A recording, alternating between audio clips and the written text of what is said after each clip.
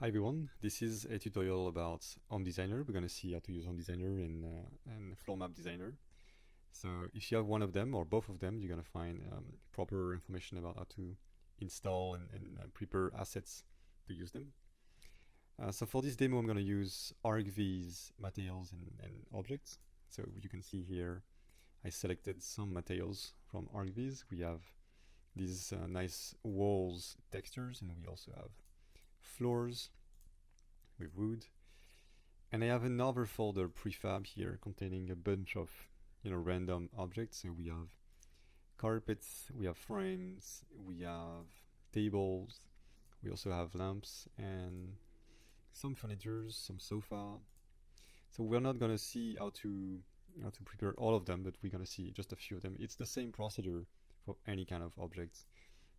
So yeah, when you know how to make one module, then you know how to make any kind of module, most likely. So the first thing we're gonna do is import Home Designer bundle to have all the components. So here in that bundle, I already have the dependencies, but from the asset store, you're gonna have to install two packages. You're gonna have to install Lean Touch, which is a library to simulate touches. It's working for the camera. And you're gonna have to install also .twin free. Both of them are free. Here you can see a message that asks for adding layers and tags to the project. So we're gonna hit yes. These layers here are needed for Home Designer to work properly.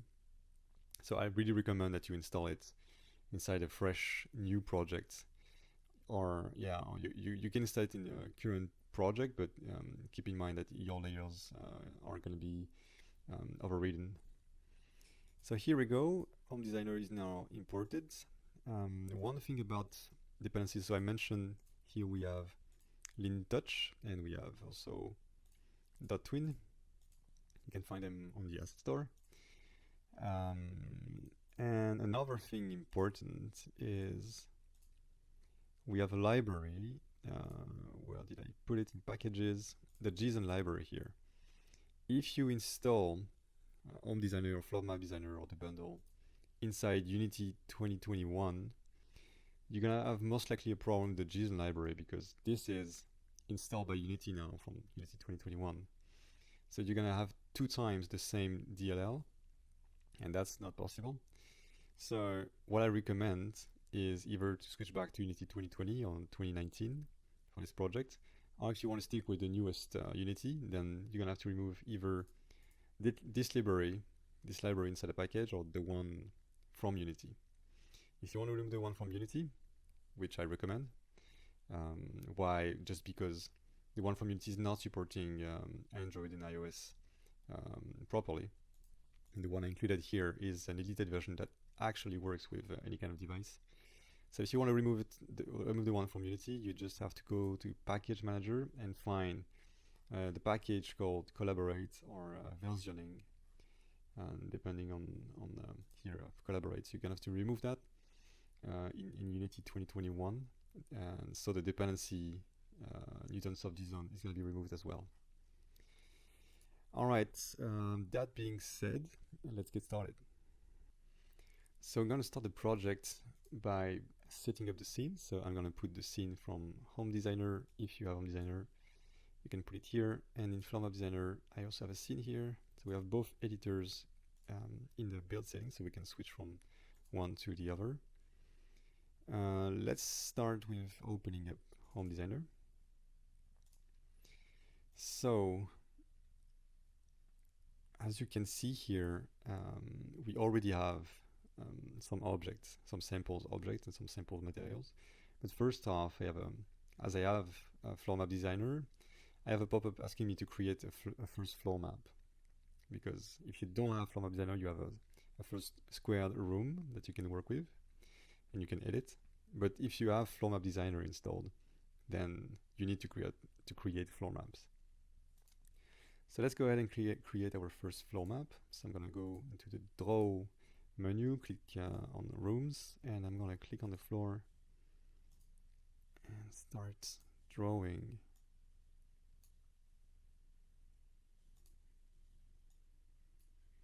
So you can see how really easy it is to put points on the floor and just drag them around. I'm going to try to make a L shape.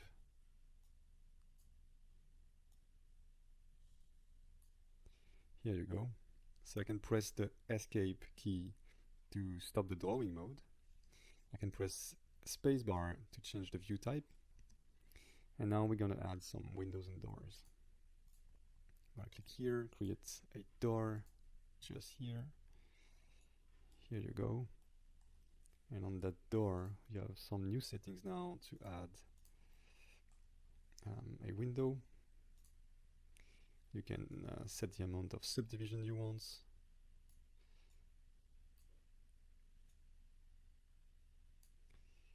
Alright, you can also customize the size.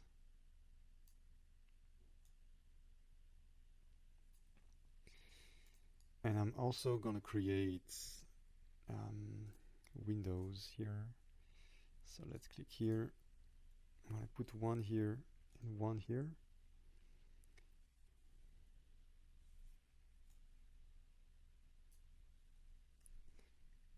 Press escape to stop the drawing mode. And I'm gonna come here and make them way bigger. Let's be here like that.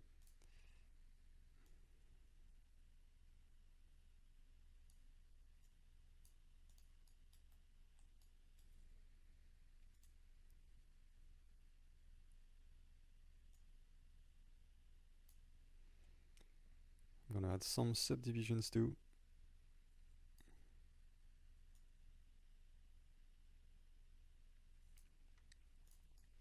There you go, nice big windows, that's great. So my floor map is done, I just have to save it. So I click on the save menu. I can enter a name here.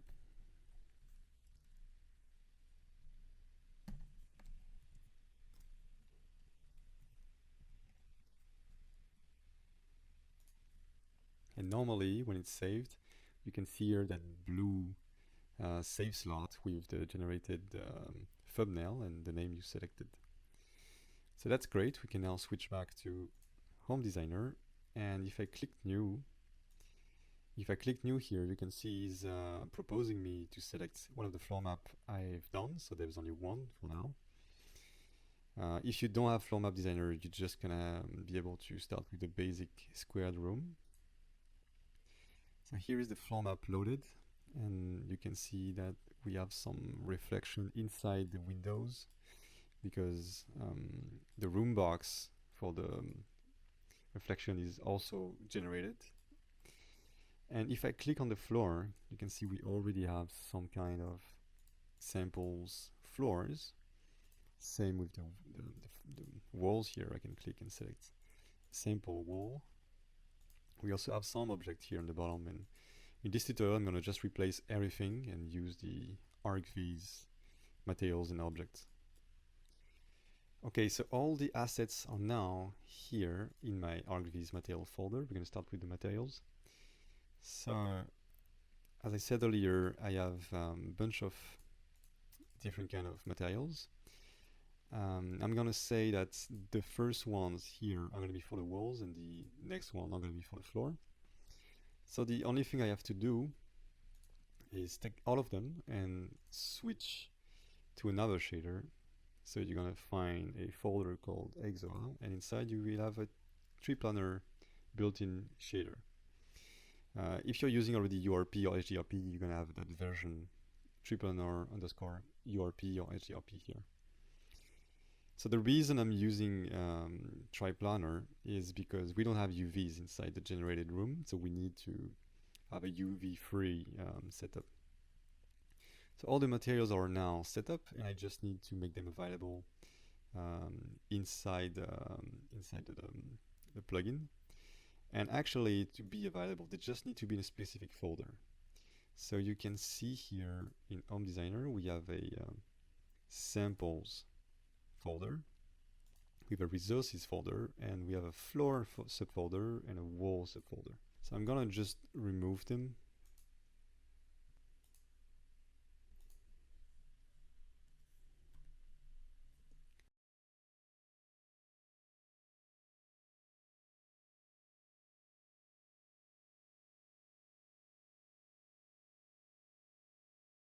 So you can see now that we have a new folder structure, resources, with those new empty folder, and I'm just gonna drag the materials in these folders. So the first one here are gonna be going inside wall, and the next ones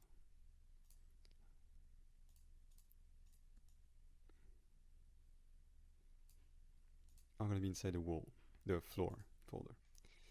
Here we go. Normally if I start again, I press new, select my floor map.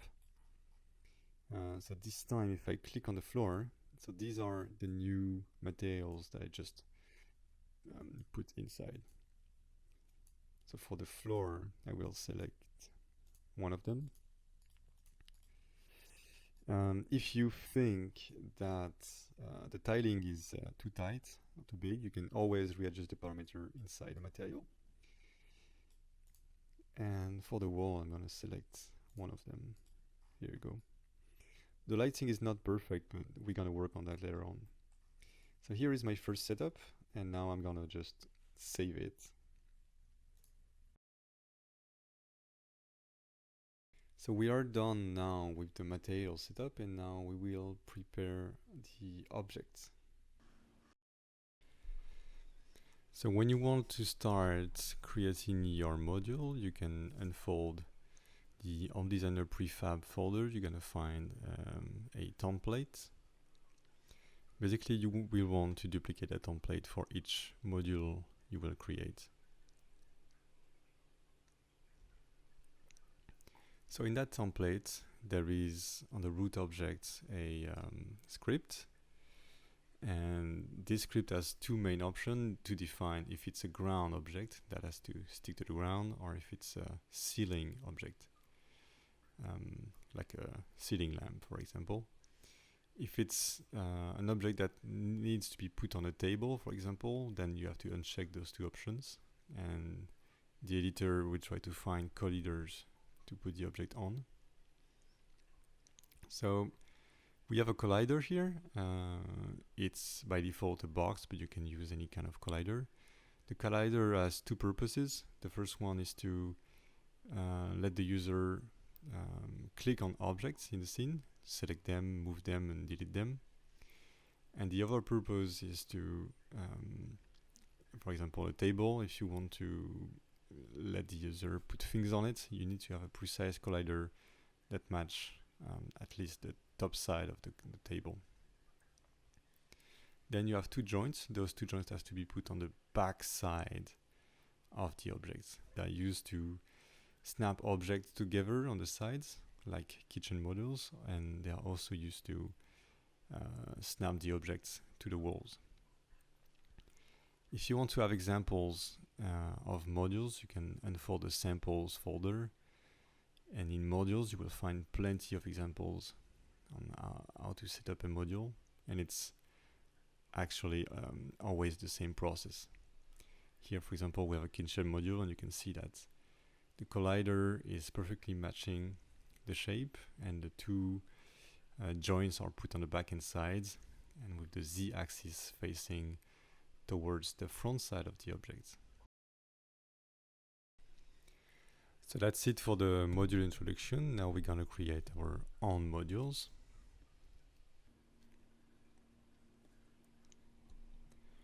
So the first thing I'm gonna do is to remove the previous modules folder, and I'm gonna create a new module folder.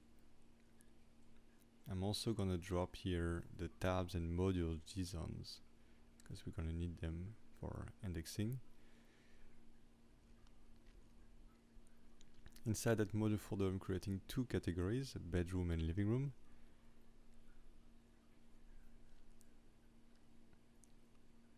And I'm gonna put a copy of the template inside one of those folders to create our first object, which is gonna be the sofa.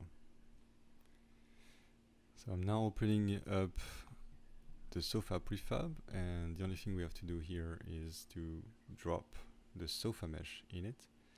I'm going to click on the collider and roughly place it on top on any view just to cover the full mesh. For the joints themselves, we also need to put them because we want to be able to stick the sofa to walls. So just make sure that the direction of those joints and the position are good. We don't need to set up a perfectly matching collider for the sofa because we don't need to put object on it. We just need to let the user select it in the scene. Same for the carpet. Don't need to put any precise collider. Just need to, put it on the ground with the mesh so we can click on it. We don't need any joints for the carpet. Now for that lamp too, we don't need a precise collider and we don't need the joints as well. I'm going to put here a light component inside so we can have a nice lighting in the end.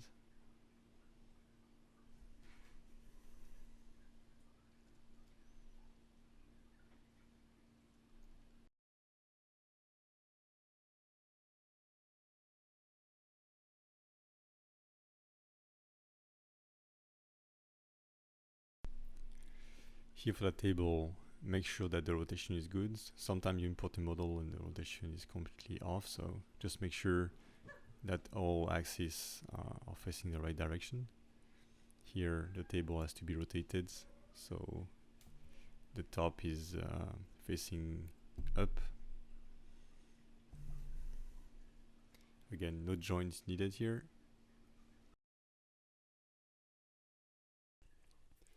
I just copied here the tabs and the module JSONs, and I'm gonna edit them. In the tab, you have to just enter the name of your folders, and the module JSON is used to have a description of each object. You don't need it for the object to work, but if you want that nice little overlay pop-up when you have your mouse over it, that gives the title, the SKU, the description, and also the thumbnail, then you need to have your modules set up inside that modules.json file. Same if you want to use the quote feature, then you need to set up the prices inside it.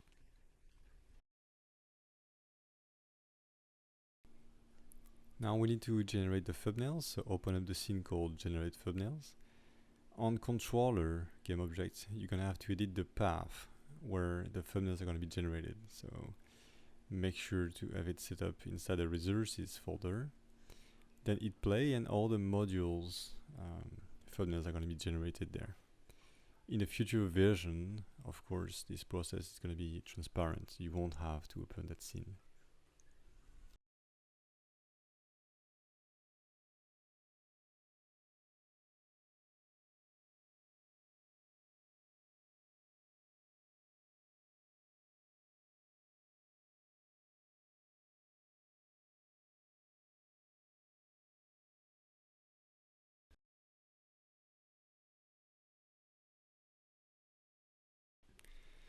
I'm gonna now go ahead and create some more objects. So it's gonna be the same process. Feel free to skip that part if you already understood how to make these objects.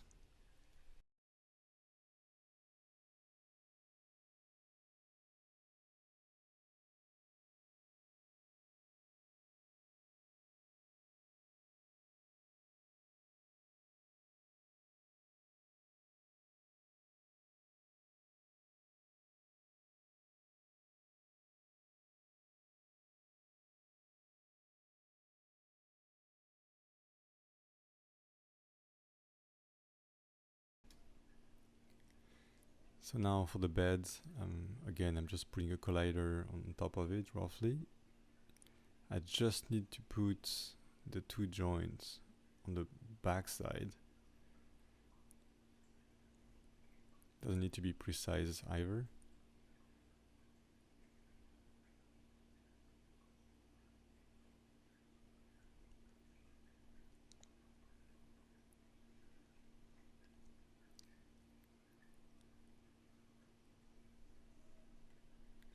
that back chair, that's the same. Just we don't need any joints, just a big collider.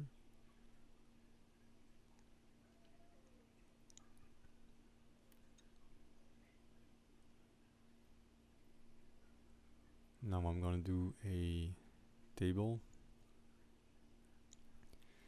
So for the table, again, if you want to be able to put object on top, then make sure that the collider is really fitting the top part of the table. And for each object you want to be able to be, well, put on it, for those objects you need to uncheck the isGround and isCeiling object. Therefore, they're gonna try to find a collider to be put on.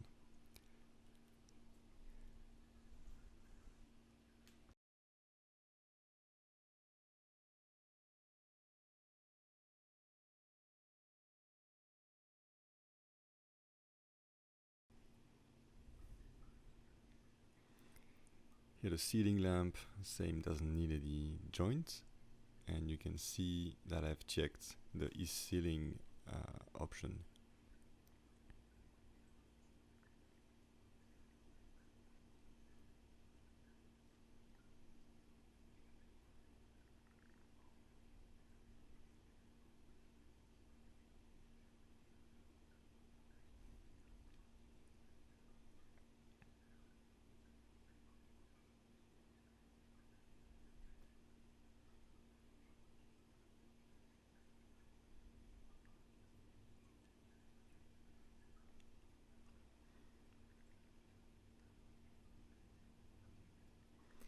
You can see each time I'm regenerating the thumbnails.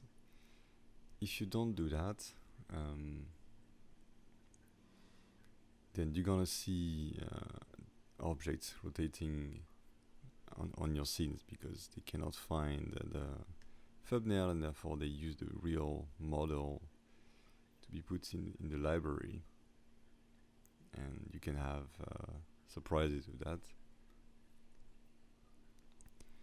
In the future release, I'm gonna put this thumbnail creation to be automatic and on the background, so you won't have to go inside the scene itself.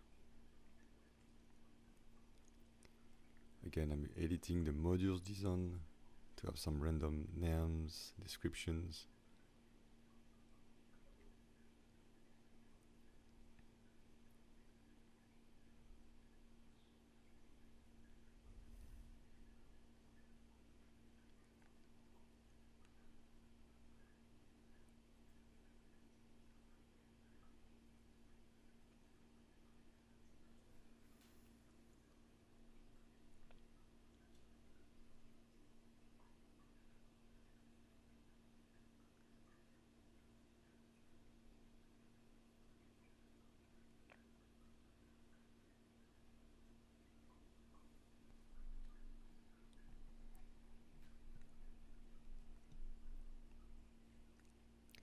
So here we go, we are loading back the scene to try the new objects I've been setting up. So you can see there is a problem here with the frame that is not sticking to the wall. That's because the joints are not set up correctly.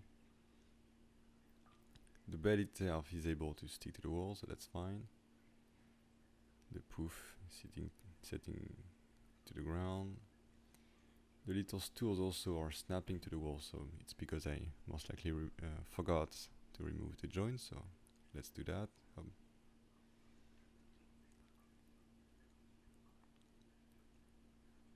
In the frame here, as you can see, the joints were not positioned at the right z-axis, so I just have to put them back here on the sides.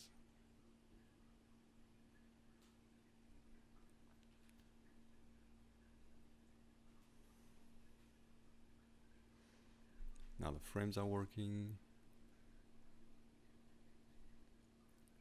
and here you can see the ceiling lamps are also sticking to the ceiling.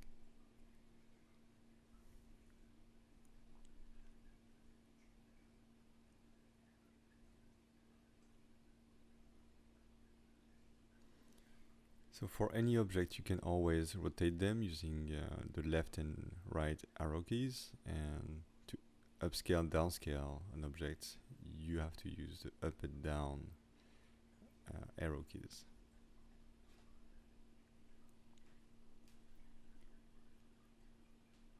Here in my ceiling lamp, I'm placing a light component.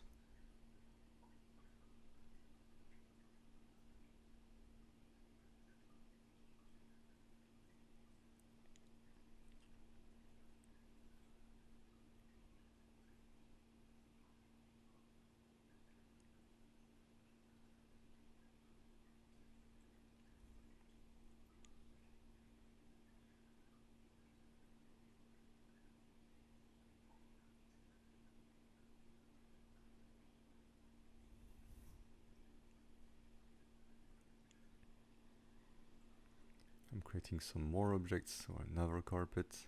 It's the exact same process.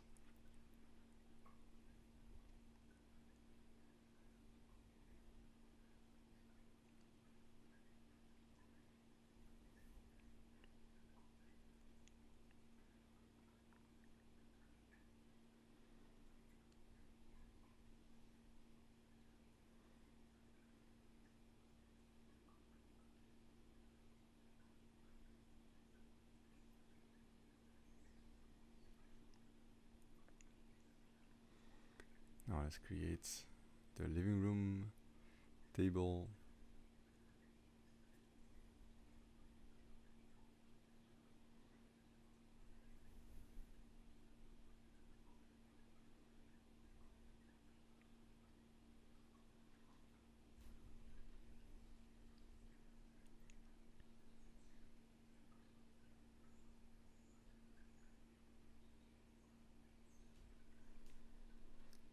So for any given object, just make sure that the rotation is correct. It means that the face of the object has to be in the Z direction.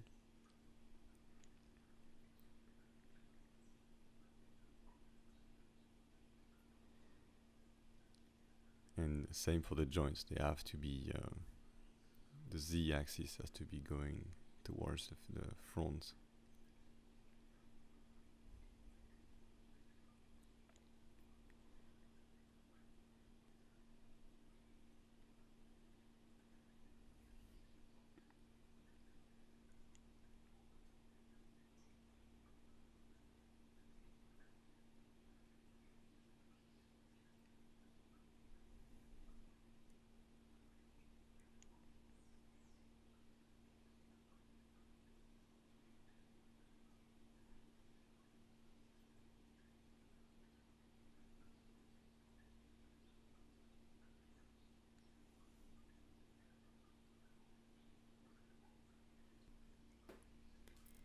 Alright, so the scene is created, we have enough objects. And now we are gonna go ahead and set up HDRP. So the HDRP component is a little bit more tricky than Universal Running Pipeline. If you are setting up URP, then it's easier, just install the package and you just have to switch all the materials. For HDRP, it's a little bit more, there's more settings. So first off, you have to install the two packages, high definition running pipeline and config.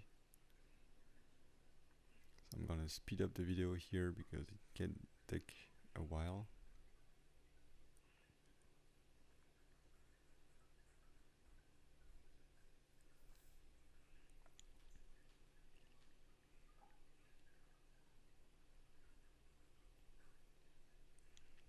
Here I'm just gonna click on fix all. Just to mention, I'm not an expert into HDRP, I'm just gonna show you how to set up the plugin to work with it. So now that everything is green, later on we're gonna have to switch all the materials of the project.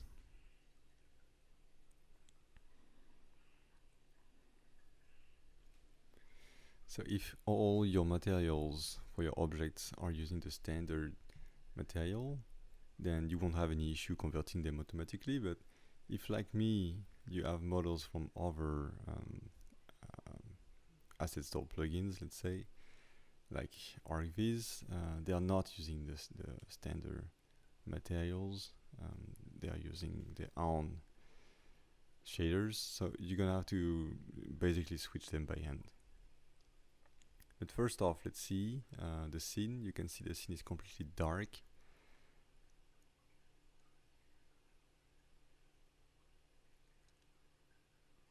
So we're gonna have to first fix that. If I'm entering the play mode, you can see it's completely flat and pink because all materials are not using the HDRP shaders. And we can even not see anything inside the level because everything is pink.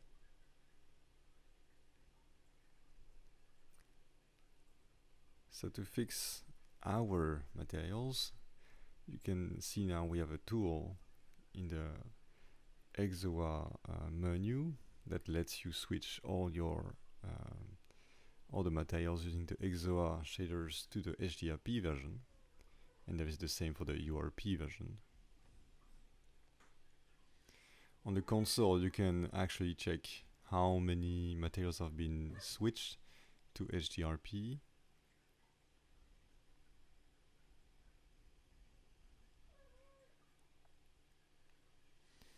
And now, using the Unity wizard, we're gonna just click on switch all materials. Basically, it's just gonna switch all the standards materials to HDRP/lit, which is really convenient. So same thing, I'm speeding up the video because it can take a while.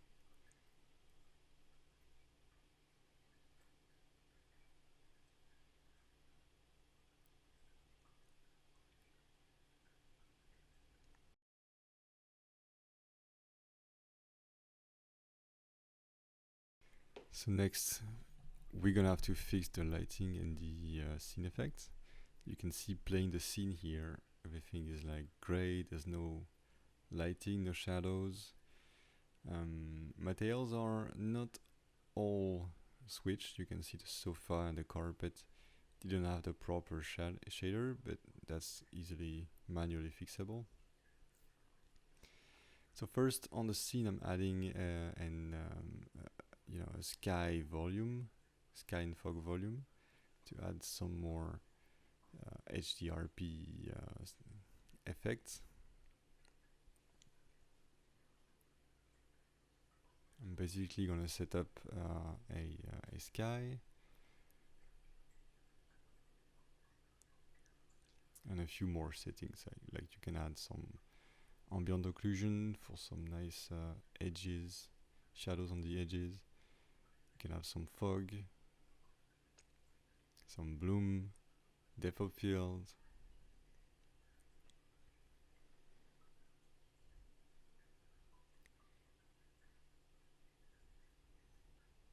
So now we do have lighting. I'm just gonna go ahead and switch the sofa materials.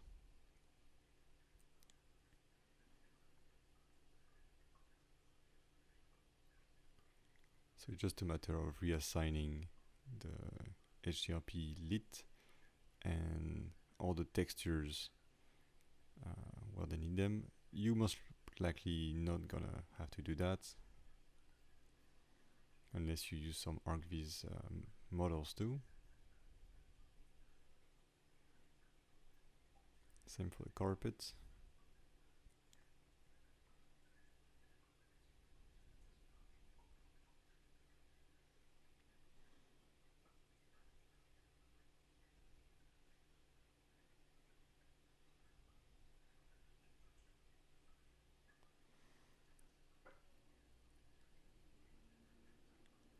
So you can see that the sofa is still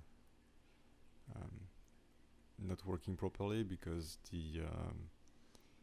there is some metallic softness that needs to be tweaked. But anyway, this you can see now the final, almost final results where lighting is working. We have shadows. We have a way better rendering than in the built-in rendering pipeline, basically.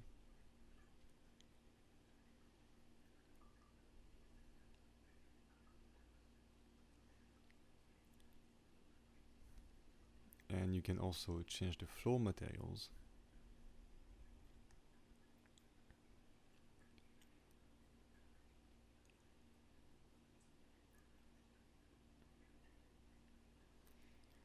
So I'm gonna put that project. I'm gonna do a build of it for PC, and I'm gonna put it on the page if you want to try it out. But basically that's it. And for URP, that's the exact same process, even more easy. You can still check the documentation if you have any question or issue, and there is a support forum now, support.exoa.fr, and you can ask any question there. Thanks for watching.